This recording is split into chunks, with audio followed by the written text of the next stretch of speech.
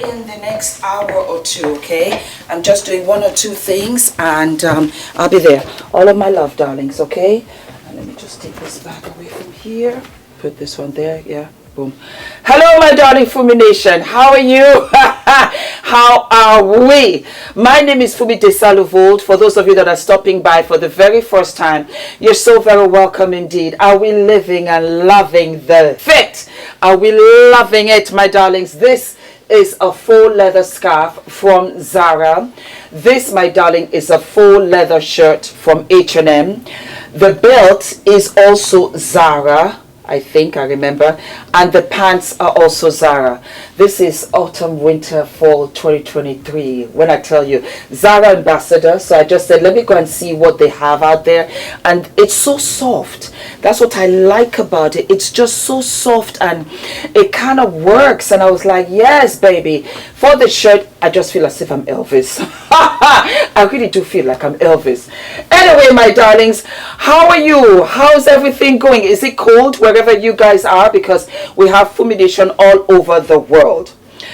Fumigation, you are life, and I listen to you guys all the time. So a lot of you sent me an interview that Jeezy did with Sway. I watched it. As a matter of fact, I'm trying to find out whether I will end up reading Jeezy's book. He's a solid guy. And I went on to also watch this other interview, School of Greatness with Louis Hose. I think it was about an hour and a half. So I was busy, doing stuff around the house, and I was listening. And after listening to it, there were a lot of things that I really got from the interviews. But the one that really caught my eye was the School of Greatness. That was just fabulous. And in it, he talked about how can you know somebody when they don't even know themselves. It struck me because I don't think Jeannie knows who she is. She needs therapy. She's still trying to figure things out. And he talked about his family. He talked about the family values. He talked about how he came from a broken home. He talked about his past. He talked about so many things. And I really respect his hustle. I do. But I was able to read in between the lines. And he never talked about the mothers of his children. He talked about Jeannie. He talked about how much he loves her. She's from the Bay. All of these things. And you have to remember, these interviews were in August. He had already filed. He had already filed for divorce in June. And Louis asked him, what is your greatest weakness and what is your greatest strength? And he was able to talk about his strength easily. He said, yeah, I'm a good person. I really am a good person. But my weakness is the way I grew up. The trauma of how I grew up. It still haunts him till this day. And coming away from the interview, there was something I realized. And I've said it before on this channel. I'm not sure whether you guys, pick up on it. But I've always said, it's great to be in love, but know the man. They're completely two different things. You can love him, but do you know him?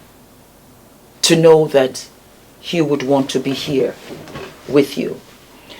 A lot of Fumi Nation members also said, Fumi, you know what?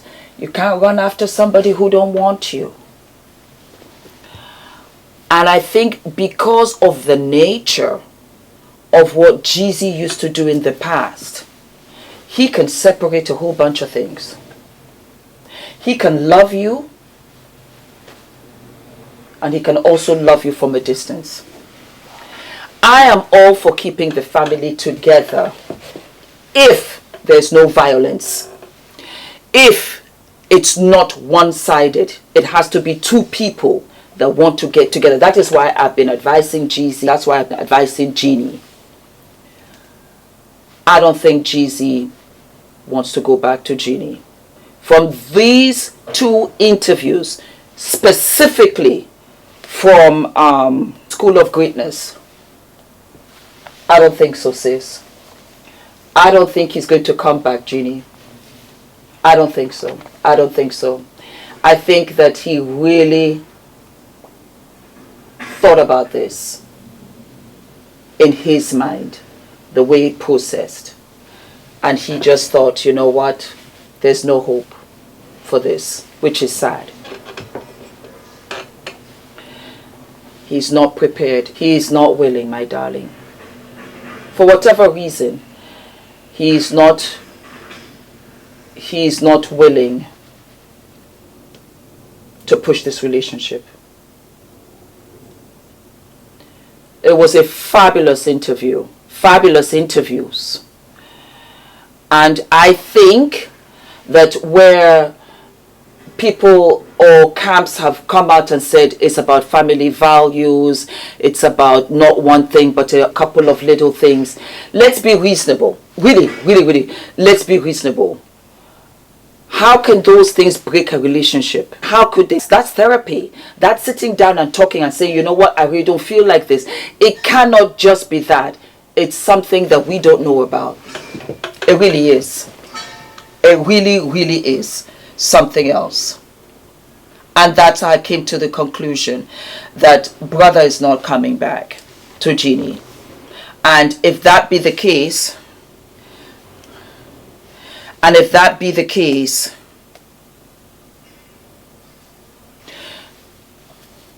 then this chapter is over. We might never know. And I have a couple of ideas, but because it is speculation, I don't have the right nor the license to say it, because I'm not going to put it out there. I can only go by what they've said. Other than that, I can't. I've listened to the interviews, fantastic interviews, but I'm beginning to know Jeezy himself.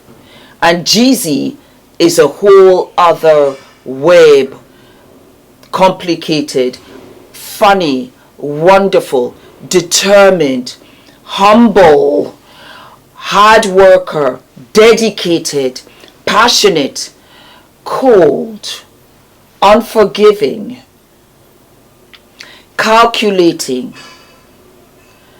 and could be black and white. He's all of those things, as we are multifaceted human beings, and we have our flaws, and we have those wonderful things that we love about us or that we see in other people. But we are who we are. That's what I was trying to say. We are who we are. Jeezy is who he is. Jeezy is Jeezy. And Jeezy cannot be anything that he is. And a big part, two big parts are his childhood, as well as how he just had to survive. It's not necessarily what he was doing, but it was the skill set he needed to develop and fine-tuned that he has carried with him. That is in present day, and that's how he thinks, that's how he operates, and that's how he dismisses one thing and just lets it lie. He just lets it lie because he's not about to go and, take himself looking crazy just because of this one thing. He has the gift of goodbye, of which I also do. I got the gift of goodbye. I can walk. I can put on my Louboutins, my Zaras, my sneakers. I can walk. I can leave it right there and I can walk. Slowly sometimes, but I'll walk. And I think that's what he's doing. And that he did this in June. It's not about being sneaky. It was sneaky. But whatever was on his mind was from before June. You see, he did it. He carried out the act in June. but he had to have been thinking about it from that March, April, May, June. I'll give it 4, and I know it's even more than that, before he said, you know what, no. We'll wait and see. We will wait and see how it all plays out. Thank you, Fumi Nation, for sending me the interview with Sway. Wonderful interview, very funny, very light. And then when you watch The School of Greatness, it's a deep dive. And you realize, okay, we see where this is all going. And that's why I tell you girls, love, love, love your partner. Love your husband. Know the man. I'll put the links for you for Sway's interview as well as The School of Greatness, because Louis Hose did a fabulous job, fabulous interview. And I also want you guys to know that we're going to start doing lives, on YouTube here. We are also going to open up and come and start having what? Podcasts. That time has come. You want podcasts, you want to talk with me live. Let's go in and let's have conversations about everything, about you, about me, about what's going on out there. I think that you guys want me to do a lot of lives now. I didn't do lives initially, not because I didn't want to. Let's say that I want to do a live. I would do a live most probably on the weekends, 6 p.m., 7 p.m., 8 p.m. It was Adrian's bedtime. He's getting bigger now, and it's easier now, so that's what we're gonna do. So you guys let me know what days, what times, wherever you are in the world, so that I can kind of find a place for us to start having lives, on Instagram as well. I don't mind. Okay, all of my love, darlings, and I will see you I'll see you sooner than later. I wouldn't say let go because it wasn't that easy, but I just think we grew apart. Yeah. And things just started to happen differently. They didn't want to go on the same path as you. Yeah. And so naturally, they're not going to be spending as much time as you. Yeah. And then it just, it got a little crazy for a while. I can imagine, man. People don't like watching someone else change and doing things differently, especially if you've known for a long time. Right. And you're used to doing certain things with them. Well, they want you to be the old you because it makes them be uncomfortable. And the new you makes people be uncomfortable. And for me, I just kind of felt like the hardest decision I ever made in my life. And I made some hard decisions. What? Was to walk alone. Hardest decision I ever made in my life. It was like, for the first, Thug Motivation came in. For the first 3 albums up until my album, The Recession, I had so much survivor's remorse, and I was so in a bad place. I was drinking like you wouldn't believe. Really? Oh my God. I was 260 pounds. Skin was bad. I was just because I thought I was going to prison. The whole time, because everybody around me started to get indicted. So I'm just waiting. It's coming. If me and you hanging out and you get indicted, and I'm like, man, they got Lewis, that's my man. Right. You know Where am I so, going? Yeah. Right. And it was just the whole thing. So a lot of the music and why it was so strong and direct was it because I just wanted to be heard. In my mind, I'm just like I'm going to be gone. So this is my only chance. So I really focused on the music, put everything in the music because I was just I just want to leave this behind if I'm not going to make it out this. And I was in such and this is the thing. I didn't have the verbiage for all these things I was going through. The language, you didn't know how to communicate it. I didn't know what depression was. I didn't know what anxiety was. I didn't know these things. I didn't have no, you think I can go to the next room, one of my homeboys be like, I'm feeling crazy. I think it's anxiety. Yeah, You're like, yo, man. Drink this, smoke this. Right? Chill out, bro. You bugging. And on top of paranoia. One of the cops coming in, when someone come with a gun. Everybody I would see, I would just think, that the agents, the this and that, and all these things were going on. I'm trying to make music. And I was just so depressed. I was just drinking so much. And I was waiting to the day. I would just go to sleep sometimes and be like, okay, if it's a day, I'm prepared. And mind you, the whole time this is going on, because I'm built the way that I'm built, I'm distancing myself farther away from my family. My sisters, my cousins, my dad. my mom at the time before she passed, because I'm preparing, right? Because if I go, I don't want to be like, I can't be a weak link. Wow.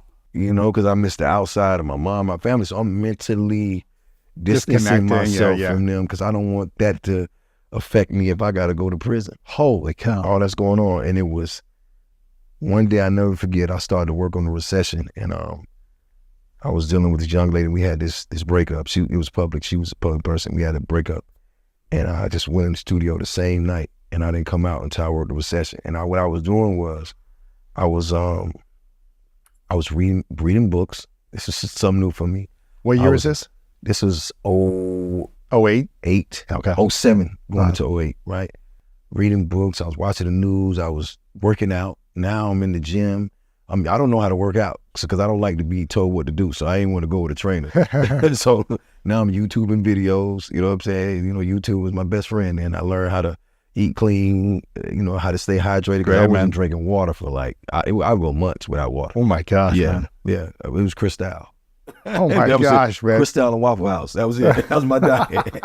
And I was like that, and I lost 60 pounds, and I wrote The Recession, which was one of the best albums, in my opinion, that I've ever written, right? Because it was dealing with politics, the world, the things were going on. I wrote My President is Black before Barack Obama won, right? This is before he won. This was like 6 months before he won.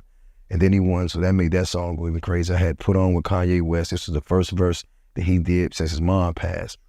And now I'm going to do shows, and when I used to do my shows, it used to be like all the gangsters and gang members and the drug dealers in the front row. Now I'm down, I'm like 190, 185, right? And I'm doing shows, and it's all women in the front. Really? Right? Yeah. And I go do my first show on the recession tour. They think they're looking at Usher, or right? What? Yeah. and I'm doing the show, and I come out on stage, and all stuff start flying on the stage. I'm looking at my security guard like, yo, what you gonna do with this? He said, boss. I said, what's going on? He said, it's bras and stuff. I was like, oh my God. You know? Panties and bras. Right. You know what I mean? And from that standpoint on, I was like, oh, I can be better. I can look better. I can be better.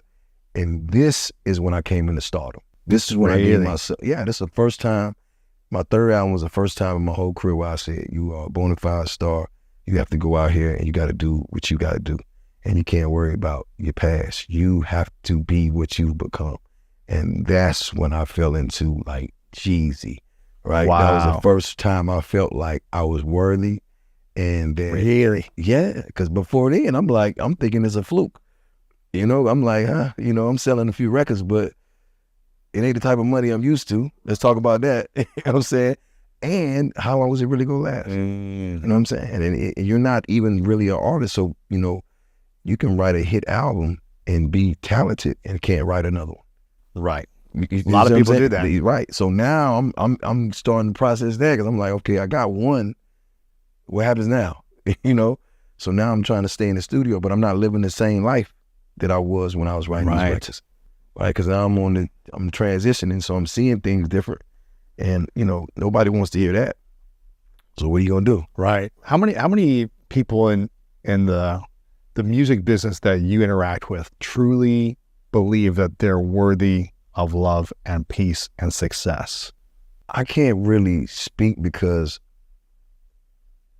I know for me, I just feel like I'm just a grown man. I don't group myself in that. Right? Sure. And not that I have any disrespect for it. Right. But it's just like, you know, it's like if I go to a golf club and everybody there's, you know, well off, I might want to play golf, but I don't want to be in their group. Right. Right. And I think that it's hard to get to know somebody when they don't know themselves. You know what I'm saying? Like, it's hard, you know, because they're living out who they think they are, who people told them they are. A false identity. Yeah, you can't get to know them because they're going by a name that they made up, and that is who they are, and that's how people perceive them in the world, right?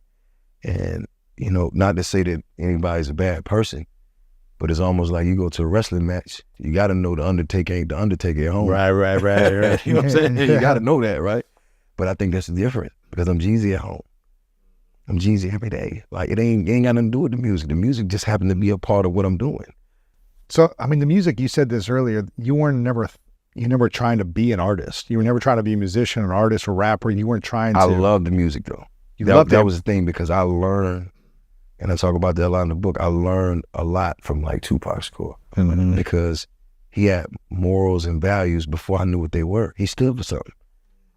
You know, so he was a revolutionary. I didn't know that you can even have an opinion about this stuff. You see what I'm saying? Sure. He stood on that. He died for it. He's like, you know, what's the difference between him and anybody else that was assassinated? He died for what he believed in, right? And the things that he believed in gave people like myself some type of moral compass. Because I knew I couldn't do that, because Pac said you couldn't do that, right? And then I knew I shouldn't do that because he said somebody did this to him, and that's how I was starting to pull things out of the music. Wow. So I loved the music. So I was listening to like the Pacs and the Master P's and the 8-Ball, MJGs. I didn't listen to the music just to hear it and enjoy it. I listened to the music like sermons. Wow. I'm trying to find the word in there. The message. The message. Yeah. And that's why I love music so much. And it was like... But you weren't trying to be a musician. No, I was trying to be... Honestly, I was trying to be an entrepreneur before I knew what entrepreneurship was. Because the guys that I saw that was doing it on a major level was the Master P's and the Cash Moneys. You know, they were living this crazy life, and I was hustling, trying to get the stuff that they was getting. Like I bought Lexuses and Rolex watches and all this stuff at that time. Like I was known for that. You know what I mean? Like people know, if you know me, I had the latest car, I had the best watch, I had this, and this was before music, right? But these were the entrepreneurs, and I'm like, well, I can do this.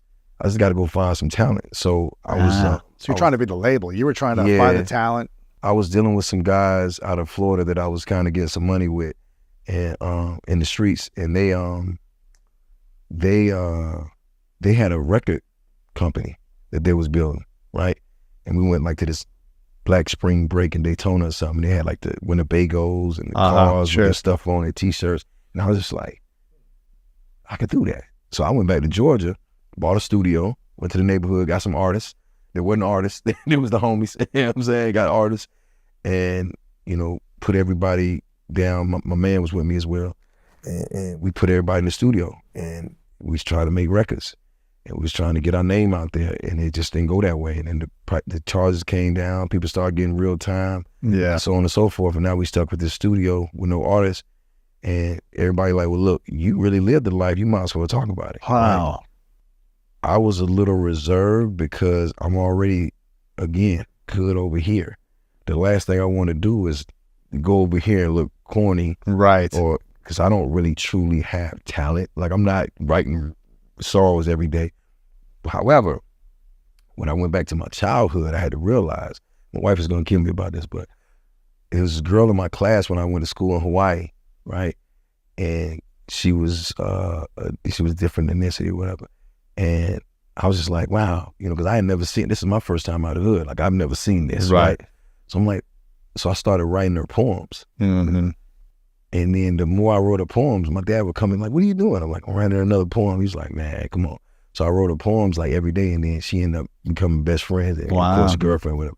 But I realized that the way I can articulate myself when I write was something special there, because you're feeling what I want you to feel. Yeah, so I'm getting the result. Right. Yeah, I can with see you it now. Right. You know what I'm saying? I can see we're connected. Right. And I just remember Interesting. that. And then when I started to understand how to put my life into words, it started to be therapeutic for me, because now it's like, oh, I did deal with that. Oh, that is trauma.